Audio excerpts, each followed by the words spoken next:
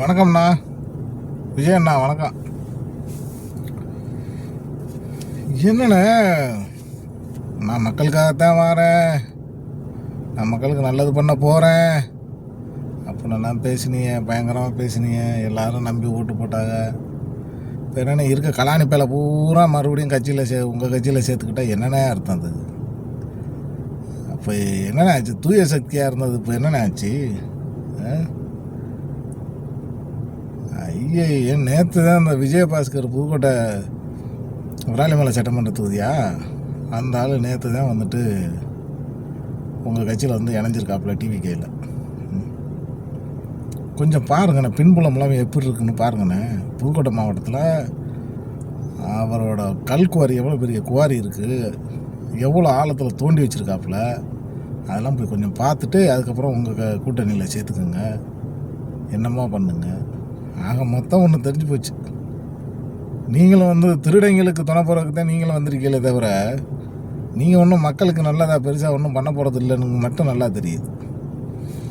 ஏன்னா திமுக அந்தளவுக்கு விமர்சிச்சுட்டு, அதிமுக அந்தளவுக்கு விமர்சிச்சுட்டு, மறுபடியும் நீங்கள் வந்துட்டு இருக்கிற திருடனை பூரா இழுத்து உங்கள் கூட வச்சுக்கிட்டு எனக்கு என்ன அர்த்தம்? எல்லாருமே பார்த்துட்டு போகிறதுக்கு பேசாமல் இருக்க முடியுமாண்ணே? அதே மாதிரி இந்த வைகோ அவெல்லாம் எதுக்கு தான் அவெல்லாம் உயிரோடு இந்த எத்தனை வயசுல அவெல்லாம் ஏன் உயிரோடு இருக்கான்னே தெரியல. அவெல்லாம் இப்படி மானங்கட்டு கேடு கட்டு வாழ்றதுக்கு அவெல்லாம் செத்து போயிடுறது நல்லது. செத்து போயிடுறானீங்களா? தயவு செஞ்சு செத்து போயிரு. உன்ன மாதிரி ஆளுகிட்டலாம் வந்து பேட்டி எடுக்கிறான் பாரு மீடியாக்காரன், அவங்கள வந்து செருப்பால் அடிக்கணும். அவங்கள நீங்களாம் ஒரு ஆள். அந்த மனுஷன் நல்லா இருந்தால் விஜயகாந்த் அந்த ஆள் கூட போய் கூட்டணி சேர்றோம்னு சேர்ந்தா அந்த ஆளை ஓச்சுப்பிட்டிய. இப்படி ஒவ்வொரு கட்சியாக வந்துட்டு இப்போ அநேகமாக இவங்களை பூரா அனுப்பி விட்ருக்க திமுகவாக தான் இருக்கும்னு நினைக்கிறேன். விஜய் கட்சியை சோழியை முடிச்சுட்டு வாங்கடா அப்படின்னு மறுபடியும். அதே மாதிரி இந்த விடுதலை சிறுத்தை பேரை பார்த்தியா? விடுதலை சிறுத்தை. அந்த ஆளு கூட ஃபோட்டோ எடுக்கிறதுக்கெல்லாம் போட்டி போடுறாங்க, போய் இது பண்ண. என்னடா அப்படி ஃபோட்டோ அந்த ஆளு கூட? ஏன்னா கடவுளாடா அந்த ஆள்?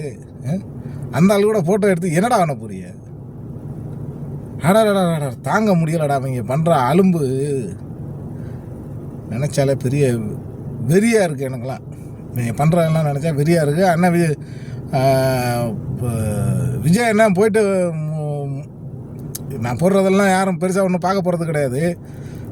ஒரு வேளை தவறி விஜய் அண்ணன் கண்ணில் இது பட்டுருச்சுன்னா அண்ணா கொஞ்சம் போயிட்டு புதுக்கோட்டை பக்கத்து பாருங்கண்ணே. கொஞ்சம் அந்த ஆளோட ராஜ்யம் எப்படி இருக்குது, அந்த ஆள் எவ்வளோ பெரிய கல்குவாரி வச்சுருக்காப்புல, அதெல்லாம் கொஞ்சம் பார்த்துப்பிட்டு அதுக்கப்புறம் உங்கள் கட்சியில் சேர்த்துக்கோங்கண்ணே.